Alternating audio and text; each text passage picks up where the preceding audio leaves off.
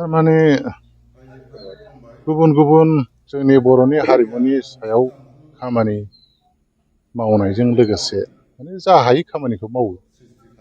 थांनानै थासान्दियाव बाहायनो इन्टारेस्ट दं जाहैबाय नालाय बिदिनो खननाय मोसानाय दामनाय देनाय बा इन्सट्रुमेन्टफोर बानायनाय जेरै खाम सिफुं सेरजा बेफोरखौ खालामनाय जायो। गंगोना जाबस्रिं जथाफोरखौबो बानायनायनि हाबाफारि लादों।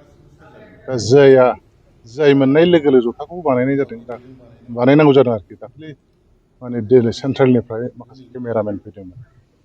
दा बेवहाय बिथांमोनहा फुरा बोरै बानायो बेखौ बिथांमोनहा माने लाइभ माने बानायनानै दिन्थिनाय बे माखासे भिजुवेल लानो थाखाय फैदोंमोन आरोखि।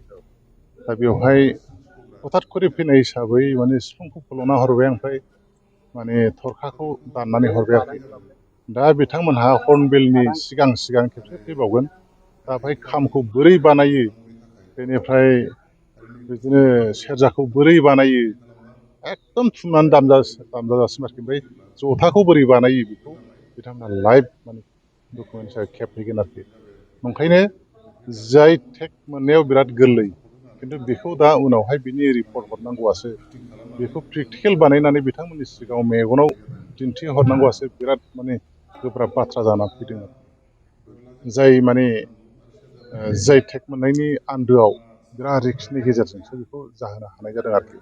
गुबुन गुबुन जाय टेकआ दिन्थिनो गोरलै खिन्थु इन्सट्रुमेन्ट बानायनाय बर'नि दोरोङारि इन्सट्रुमेन्ट बानायनायनि जाय टेकआ खिन्थु गोरलै बाथ्रा नङा आरोखि। दा बाहायबो लेभेलिंनि खोथा फैयो। मोजां गाबाबा बाहायबो दाय बिदि आरोखि। दा बिदिनो गोसोखांनानै नैबे माने जिनिखौ मा होनो गारां आरोखि बेखौ बानायनाय जाहैबाय। माने औवा गिदिरखौ मोनामोन नालाय आगोलाव बानाय सानदोंमोन आं औवा मोनैनि थाखाय माने बानायनो हानाय जायाखै आरोखि। बे जेनोखि माने हर्नबिल फेस्टिभेलनि सिगां डिसेम्बर नभेम्बरनि गेजेराव बिथांमोना खेबफैगोन। दा बिनि थाखाय आं बेलगुरि जोंनि रामफल आनसलिकनि सिङाव थानाय बेलगुरि गामिनिफ्राय मोनसे औवा गिदिर गिदिर नुनानै बेखौनो गंगोना दाननो होननानै लाबोनाय जादोंमोन आरो थनि। दा दानबायबो बानायबायबो। दा उनावहाय माखासे फर' आग्लायनायखौ बिदि बानायथारसां बेखौ गारजानाय नंला होननानै बानायदोंमोन आरोखि। बानायनायाव खिन्थु जाबायबो आरोखि।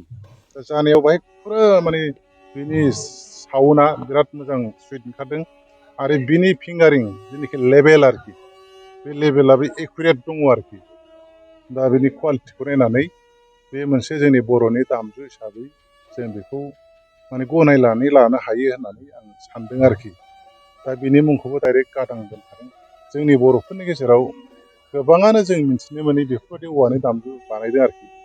दा बिथांमोननि बानायनाया बेसेबां कुवालिटि जादों जायाखै आं मिथिया। आरो बियो कमप्लिटलि माने सेरजा बायदि बिनि केरेक्टारा खिन्थु बेखौ जों सेरजा होनजाया। खारन गुबुनफोरा माने औवानि सेरजा बानायदों खिन्थु आं औवानि सेरजा बानायाखै। आं औवानि मोनसे बर'नि दामजु गादांसो बानायदों आरो गादां। दा ओंखायनो बे गादां नामनि इन्सट्रुमेन्ट बानायनायाव बुंनो थाङोब्ला दिनै आं बेखौ फोसावदों आरोखि। दा दामनाय नायदों आं एसे दामनायनोसै नामा? टिउनिं खालामाखै दां?